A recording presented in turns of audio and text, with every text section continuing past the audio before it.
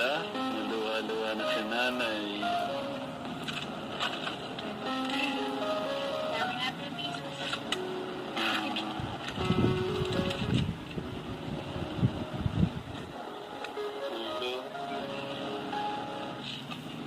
Makapagsalita si nanay.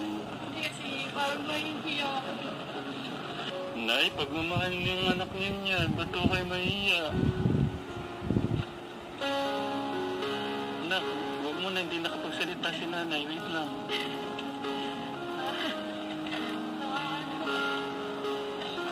Ang sarap mong magmahal ng anak niya, no?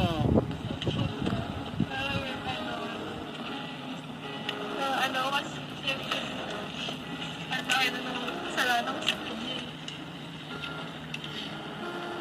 Huwag niyo nang isipin yun, Nay. Nakaraan na yun. Importante, bumabawi na tayo ngayon.